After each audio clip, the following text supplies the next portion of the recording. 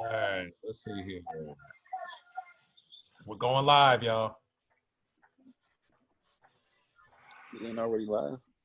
No, it's on. It's just right now on us.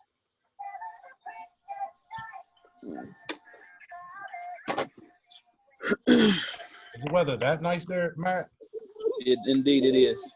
Oh wow, because Carrie. Have you not been outside, Z? It's nice here. I mean, yeah, but you know what I mean. It's like 70 degrees and sunny outside right now. Yeah. Like literally, I had to come in the house because I was hot earlier. Well, I got the AC on, so I'm chilling. I ain't had nothing on. I'm not trying to accumulate no bills. Right. Hey, why they ain't cutting nothing off? I'm gonna enjoy it. No, I still got to pay for it. Exactly. They trick y'all if they want to. Yeah, 2 months, don't even worry about it. Right. You're going to get a lump bill. Right. Right. All right, it's loading up right now. So yeah, man. Childhood trauma, adult drama, that can go in many different ways. Not everybody has the same story. For example, we're about to go live, so let me hold out. Let me hold out on my hosting skills real quick. Are y'all tired of eating? What? No. Are we tired of eating? All I've been doing is eating this whole quarantine time. Have you not seen me? You gained your weight back? 320 pounds of beef over here. What are we talking about? The brothers like Prince is cool though, because you all flamboyant with the cooking. Right. I'm eating chicken nuggets and hot dogs over here. Oh, what is that? I ain't had one of those in a minute. I did fire up a mean pork chop yesterday though. I got some pork loin in the freezer. I'm gonna have to do something with. Mm-hmm. Make a nice little roast. When we going live? Where they Right, catch I'm us? just typing it in right now. What was that? Wrong way. Other way. It's the wrong foot. Did you text Carrie and tell him come on?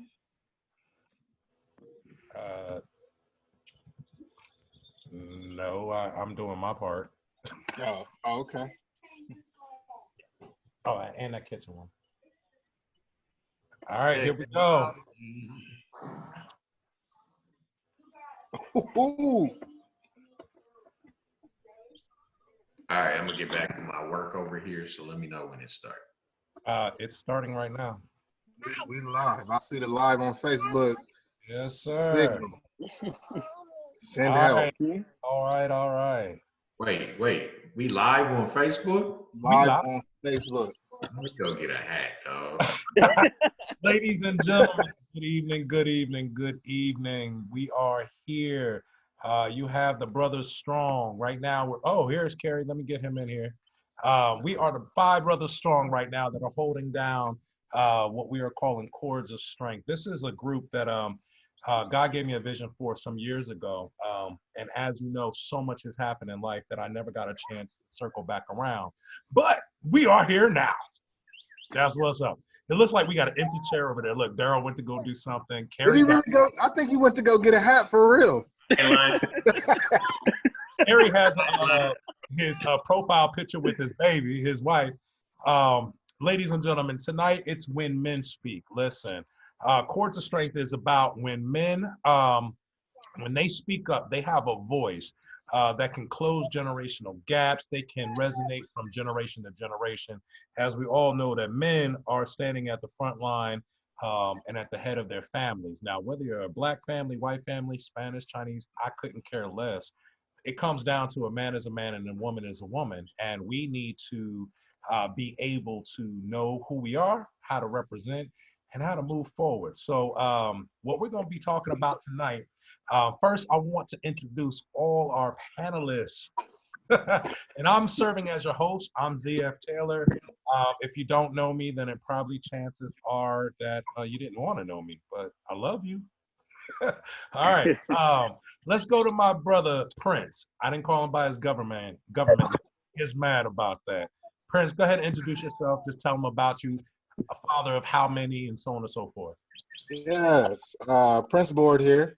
Got 5 kids, 2 full-time, doing my thing. Actually running around here doing chores right now. So I'm a chef full-time, business owner, and I'll pass it over to Brother Daryl. Thank you, Brother Heinrich. That's why nobody know his real name is Heinrich. I stabbed everybody in the neck. Introduce yourself, Daryl. Stop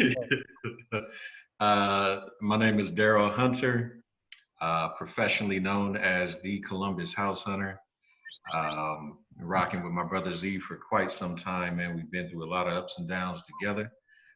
So I'm glad to be here. Father of 3 awesome sons and a beautiful baby girl, and husband to 1, the amazing Grace Hunter, and that's who I am right now. That's what's up. Now, I'm not going to call them young bucks no more because they're in their 30s and stuff. Man. Can't call them little kids no more. But go ahead, Matt. Yes, I'm Matt Tillman from Frankfort, Kentucky.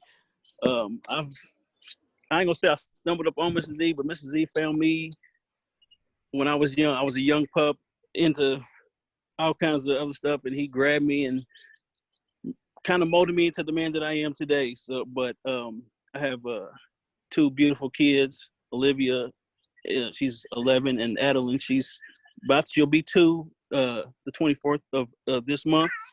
And right now I'm working for the government. Hopefully that'll change. But I have a girlfriend, and yeah, that's me. All right. And last but certainly not least, Brother Kerry down there. How y'all doing? This is Kerry. Also from Frankfort, Kentucky. Mr. Z caught me very young, so he actually caught me before I got into all the crazy dumb stuff. So very thankful for that. But I'm a father of 7, 5 that I had a helping hand in making, and then 2 that I got to basically adopt, and now they are mine by my beautiful wife.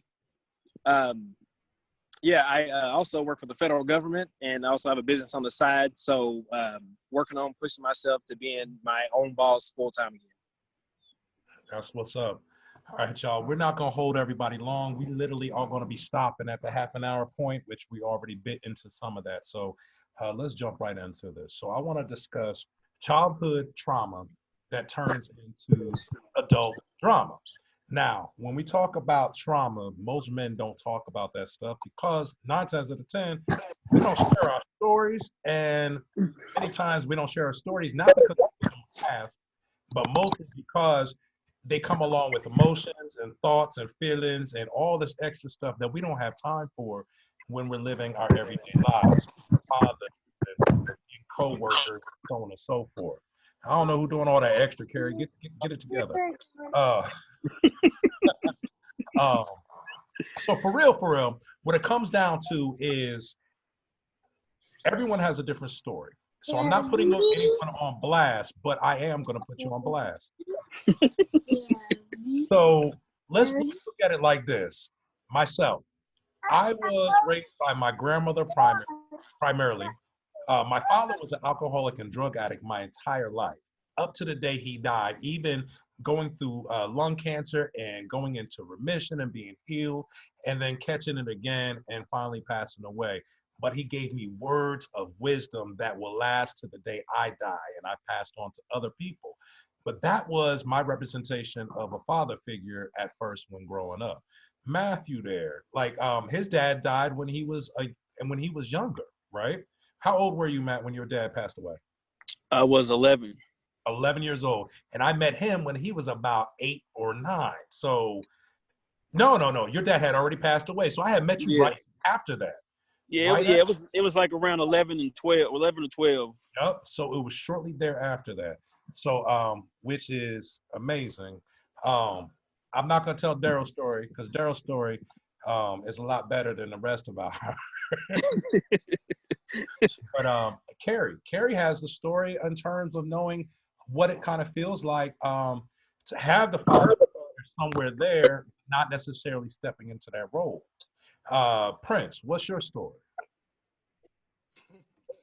Uh, that's- I don't know where to begin. I mean, my dad was around most of the time, so uh, it was really once him and my mom separated, I got to a point where I had an abusive stepfather, and so it was just like from that moment it was downhill. It was all right. Well, if he gonna beat me for these things, then I'm gonna do some other things, and I was basically troubled youth at that point, and it just went from there. So And so much so that this brother right here, when he said that he may have gone through abuse from a step parent, he actually was into UFC fighting. This cat, like honestly, no, let's talk about it because our childhood actually creates a certain character in us.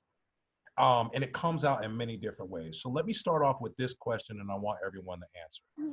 What is it about your childhood that you saw shaping who you were becoming? Whether you stayed that person or changed, what did you see happening to you in becoming based upon your childhood? Matt. mm. Well, I don't know. Like, again, I had my father when I was younger, but when start to be, I ain't gonna say because I wasn't becoming a man at 11, but those fatherly things that I wasn't able to, I guess, what do you say? I didn't get to do, like, you know what I'm saying, as far as like learning how to drive or just becoming a man. Like, I didn't have no one install that in me. So I don't know. Like, I don't know. My life, I mean, I don't know. What was the question again? Yep, it's a hard question. From your Well, I childhood. mean, because it's just that I think it's a lot. Like, that's what I'm saying. I don't know if I could explain in like the Well, 30 minutes that we have. Like, let's break it down like this. Describe some of the feelings that you had at 11, 12, 13, going through your puberty point and stuff like that. How did you feel with not having your father there? Whether or not I was there in the community, but how did you feel? well, again, it's I guess it's crazy because like he passed for lung cancer, and I connected that to smoking. So again, he was on other heavy drugs, but I mean, for a long time, from like maybe from like the time it happened, all the way till I was about 14. I didn't never, and I hope, I don't know if she's watching this or not, but I never did blame, I was blaming her because like, I guess my daddy was doing drugs and my mama kicked him out. So he would go, I don't know where he was living at. He wasn't living with his mama. He wasn't, but you know, and again, when I'm young, I associate pneumonia with, you know what I'm saying, cold weather. So maybe he was living under the bridge or something. I don't know. But at the same time, in the back of my mind, I always blamed her and just that, I don't know, like in my heart, like I always blame. Like when I grew up, I understand that, you know what I'm saying, like, of course he was doing other stuff as I got older. You know Right. what I'm saying? So it wasn't her fault. She was only protecting us from the stuff that he was doing. So That that makes was that. that makes sense. You said something in there. I don't know if a lot of people caught. I don't. Daryl probably caught it. When you said at a certain age you were blaming your mom. Later on, that you learned that she was doing it to protect you, but you blamed your mom.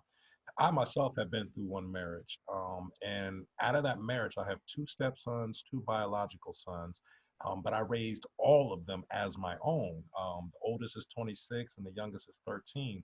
And I remember when we got separated. Now there wasn't a situation where, I was doing drugs or things like that, but it was a situation that I had to stay the course as a father, so that my sons did not turn on me. But at the same token, they did build a certain level of resentment for their mother. That to this day, I think they talk to each other like a piece of dirt sometimes. And I think it stems back to you sent or you walked away from my father. You walked away from our family. Our family is no longer a family. Right. I mean, and I think that has a lot to do with childhood. Kerry, what you got, brother? Want to repeat that question one more time? It was It was a loaded question, yeah. Yeah. Uh, how did your childhood shape who you were becoming? Now, we're talking about that age going from adolescent, going through your puberty, going into your early teens. And see, and my situation is different from Matt's and everybody else's. So I grew up, like you said, with knowing I had a father around but not present. So, and to make matters worse, he lived in the same town as I did. And if you know Frankfurt at all, you know Frankfurt's not that big. Right, you can walk from one side to the other if you had to.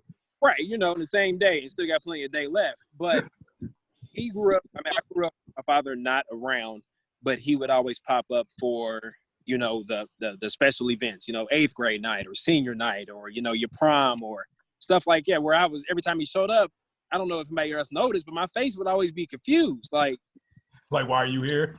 right. No, I didn't extend the invite, but you showed up anyway somehow. You know what I'm saying? Like, so I don't know if that was, you know, whoever else was around trying to push him on to be like, hey, you know, show up for this or show up for that.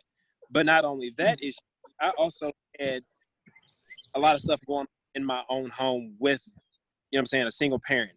Right. I had a brother growing up in my house who, you know what I'm saying, was almost seen as a second parent because he was so much older than I was. But there was so much drug abuse going on in my house that once I was told what was going on, because at a young age, I don't know what, you know, I don't know what drugs are at that point, but I was told by, you know what I'm saying, other family, hey, this is going on, you need to get away from it. And so therefore, while I started connecting. Can you pause real quick? Yeah. Pause real quick. You have a dynamic that you yourself are going through, that you already have some thoughts in your head about the situation. Like, okay, this dude, he's my father, and he's showing up for all the special occasions, but he's not necessarily there to rear me up, to raise me, to, you know, be there for the ins and outs. Like when I'm sick, this is not the dude that's passing me an aspirin or some cough medicine or nothing. But you mentioned that family members had a voice in there that almost was directing you of how to deal with your own father in your life. How did that work? It basically, I caught on at, you know what I'm saying, about, it had to be at an early age because I had a lot go on super young. So I had to basically, I feel like I had to grow up sooner than I needed to. So it basically, they were pointing me in a direction, showing me everything not to be when I got of age and I had my own family or this or that. Still, I wasn't perfect by the time I got of age, but you know what I'm saying, is that life's a lesson and I'm learning every day. So I definitely was able to catch on to show myself the kind of father I wanted to be for my kids. Okay. Where do you think the biggest influences came from of you shaping who this man named Kerry is going to become? It was from a black woman. And it was mine. She was mean as a snake, but you know, definitely saw the direction she wanted us to know, she wanted us to turn out to be. Not like the guys were so-called our fathers. So Daryl, real quick, man, I want you to kind of speak to this in whatever avenue that you can speak from. You got to unmute yourself though, brother. All right, there we go. All right, so I'll preface by saying that trauma comes in a lot of different forms. Yes. And I probably don't have the traditional, God, I hate that I even have to say that, but I feel like there are certain stories that most of us as Black men are connected to. And that wasn't necessarily my story. But my parents separated when I was 11. I am 40 and I am still uncovering what that did to me uh, as a youth. So that's one trauma. That was at 11-year-old.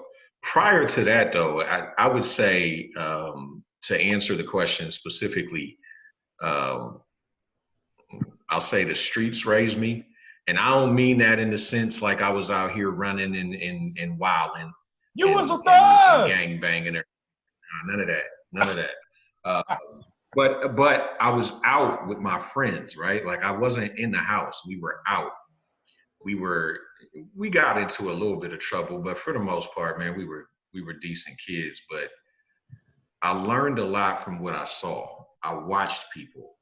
I didn't have the greatest relationship with my father. So Z, to your point, uh, um, it did stand out when Matt mentioned how he would blame his mother, because that's kind of how I looked at my father. Like, why aren't you preventing me from going through a lot of this? And Wow. so I didn't have the greatest relationship with my father. In fact, the biggest thing that he taught me as a kid was you'll figure it out. Right. So what I that was it. Like anything I came to him with, that was his response. It was you'll figure it out. And so what I realized as an adult is I'm a problem solver. Right. So as much as I hated hearing that when I was a kid, it shaped who I am today, because that's what I do. I figure it out, not just for me, but for people around me. I figure out those solutions for people. And so that shaped me. My friends shaped me, watching their fathers and how their fathers interacted with them shaped me, shaped who I am as a father today. Like, I never really had a mentor, but older people, the older cats that was out in the neighborhood, like I said, other people's fathers. As I began to grow in the business world, I would just listen to people, and that's the kind of stuff that shaped me into the man I was. So I can't necessarily pinpoint the familial stuff Mhm. shaping me. It was really a product of the other pieces that I put around myself. So taking that, and then I want to turn it to Prince there. And it's so funny. I know we're limited on time tonight, and that's cool because it gives us something to come back and talk to and add more brothers later on. But Prince, I know the question I want to ask you, but I don't want to ask that because it puts you in a position of being on the defense. I want you to basically just kind of, well, speak from the heart, brother. I'm not even gonna do it. Just speak from the heart. Because y'all know I'm crazy. You know I'm liable to say anything. Carrie, if you smile, I'm gonna come to Kentucky and punch you. I'm trying to hear what's on your mind. Uh, like I said to him, man, it was just growing up with my stepfather was complicated, was different, and I held a lot of resentment for that man, and I knew how later on how strong my mother was, and I didn't understand until I became an adult what she went through, and so I tried my hardest to never be like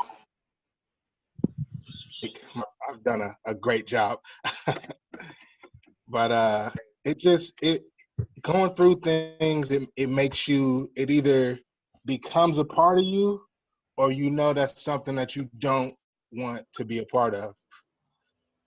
And So so I was very adamant about not doing certain things. so here's one thing that I hear as a general consensus when you speak of your childhood. This is for all of us, and I'm sure there's thousands or even maybe millions of men out there that can share this story. Whether you had the general Betty Crocker already made family, the great family, you know, you had the dowries and everything to pass down. You had your, you know, inheritance and, you know, you didn't have to worry about that. Or you had the family that was broken because there was dysfunction, or you just had a family that because of life circumstances such as passing away or death, changed it. one thing I'm hearing us all say is that we had to find a way of shaping the men that we wanted to become by watching other ones, by leaning on other ones, from learning from other ones, and honestly being creative and figuring out what works for us. Now, I know here, just collectively on this group right here, there's different skill sets that we all have, right? Prince, you're a chef, but you're a chef that no one would have expected to fight in UFC. Don't say UFC, just MMA. I did MMA, yes. Basically, he crazy. He crazy. And I say crazy with all love because I'm sure, and correct me if I'm wrong, you had a lot of that anger from your childhood that came out when you were giving those punches. Yeah, you know what? Most of my stuff wasn't. Most of my anger I got over from that stepdad father figure type deal. It was actually most of the anger I held was after that, was high school years. It was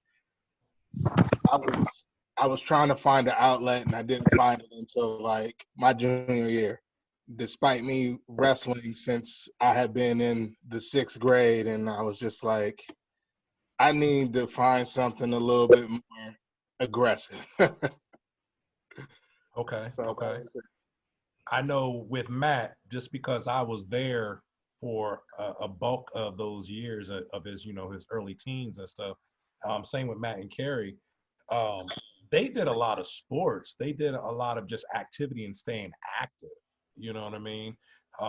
They both have very strong family figures that they refused to allow them to go astray. So much so that they were overprotective of them. As, as Carrie mentioned, he has an aunt that he said was mean as a snake. But one thing I can say about his aunt was that she loves him and she never wanted any harm to come to him. Same thing for Matt and his family. Now, me and Daryl, we're a little bit older, and because Prince, I think you're sitting in between the two sets of us, right? How old are you, Prince? 33. 33. Okay, yep. So you're actually with their age. Matt, how old are you? 21. No, I'm 35. Carrie? 29. How old? 29. Okay. So anyway, where we're at. You ain't gonna say how old you are though. Okay. That's Right. cool. Oh, listen, I'm 43 and I'm holding it down. 43 this year, but no, for real. Oh gosh, we got a question. Okay. But what I'm saying is that no matter what type of family we had, we always had these family members that wanted to protect us. And then as we became fathers individually, I think here probably Prince became, no, if I'm, yeah, I became a father before Prince. Then it'd probably be Daryl. No, then Prince, then Daryl. Because your oldest one is what, Prince? 13. 13, yeah. And how old is Olivia? She's 11. 11. And your oldest one, Carrie? My biological oldest one is 6. Yeah. So I've been a dad for a little bit, and I can tell you this. From my childhood, becoming a father was the scariest thing I ever had to endure and learn. Who else shares that story? You don't have any daughters though, right? Right, like Hey, oh! Not a one. You don't even know, bro. Hey, I'll tell you, becoming a father was like, I embraced that. I knew I was going to be good at being a father. I was not scared of that. But yeah, what I will also tell you is that I am not the father that I thought I was going to be. Yeah. Thank you, Carrie and Matt, for helping me become a better dad. Cause I know I was hard on y'all a lot, even though y'all were spoiled, but I was hard on y'all too at the same time. There's a question out here from someone that says, did any of your childhood trauma bleed over into your adult lives? Oh, all of it. Absolutely. All of it. Yeah. Yeah. Just by list, and then we're gonna close up. Just by list, list some of the areas in your life, in your adult life, that was affected off of what happened in your childhood. And if y'all want me to go first, I can, but I'd rather y'all go first. Of course you do. You see this? You see this picture? That's y'all. We see no big old head right there. That's me. Jesus. Yeah. So it's little things though, right? Like how I communicate. List. And List. this is like with my wife in Okay, the marriage. like no, it's like how I communicate. Like I'm very introspective. Okay. I think all the time. I can't stop thinking. But I forget to communicate what I'm thinking. And I often just do things. Right. And so That's why you stay in trouble. that's why that's why my wife is like, dude. But like I said, it goes back to my father telling me, you'll figure it out. Okay. So in my mind, in everything I do, I just have to figure it out. And so, like I don't always share that. Say it again. I'm gonna need you to be obedient. What am I? I'm okay. Just give us a list, not an explanation of the list. Oh, well, okay, my bad. But hey, I just wanted to offer one thing. We out of time. I ain't got time for no list. Right. Above and beyond. List. Just list the things. Just list the things. All right, Prince, you. Things that were affected in your adult life that were definitely triggered from your childhood.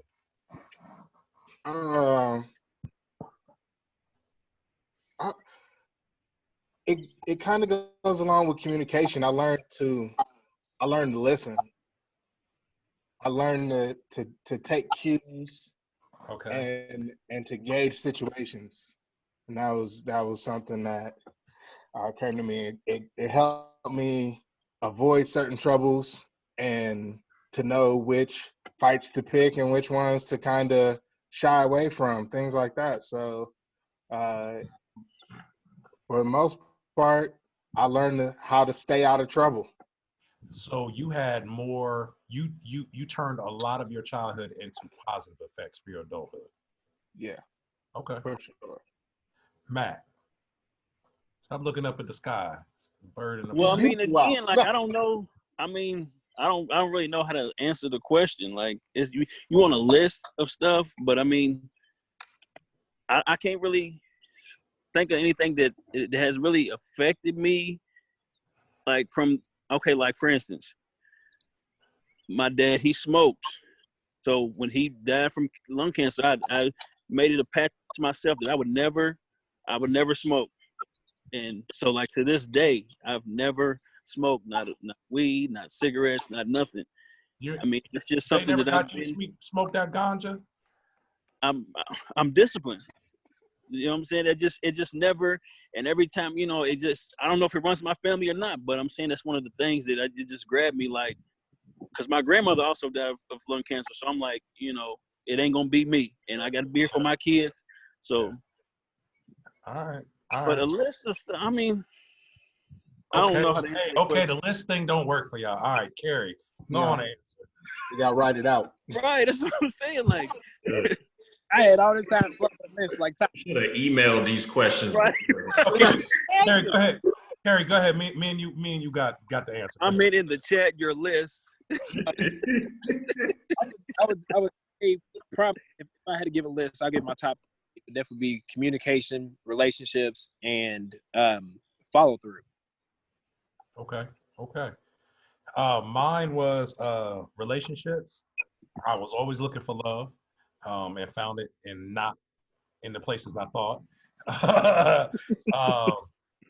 I think Go to the strip club looking for relationships.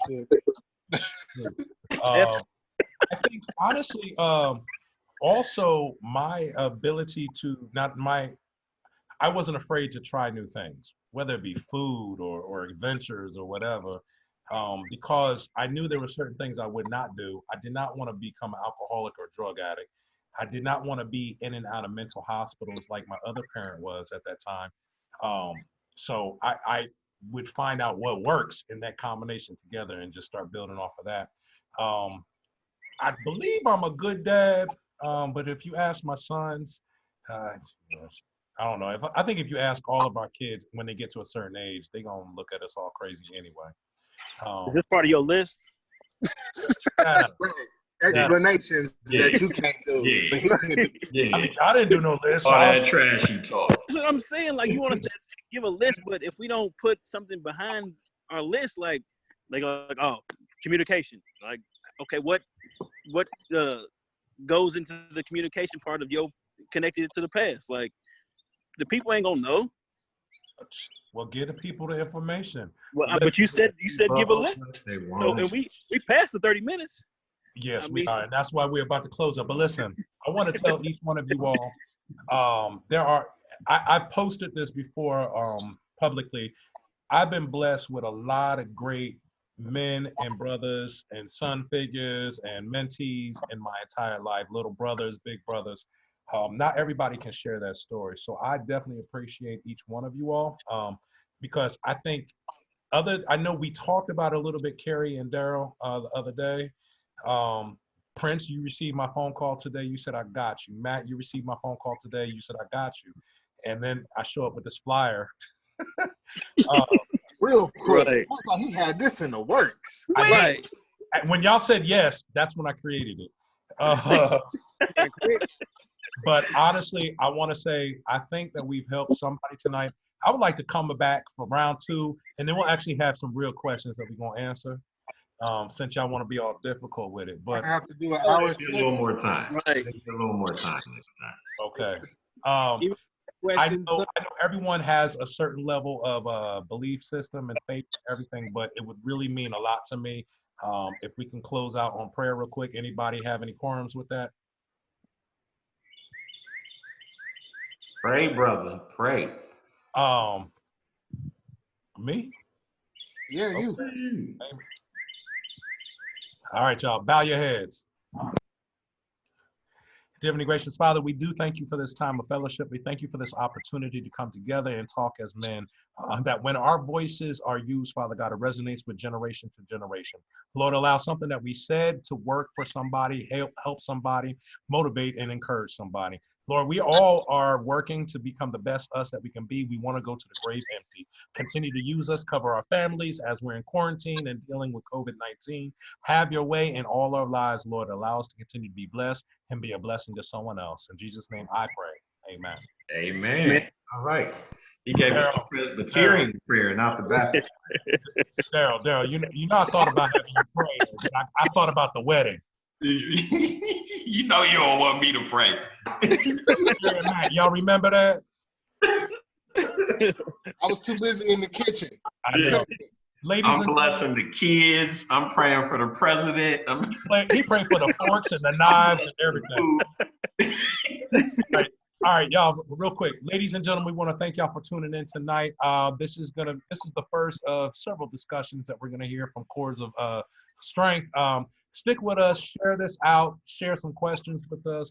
We'll come back and talk. We'll have the same brothers, some new brothers, and some other brothers. We'll just do our thing, y'all. I want to say God bless everybody. Thank you and stay blessed, y'all. Brothers, love y'all. I'll be back. Blessings. Peace.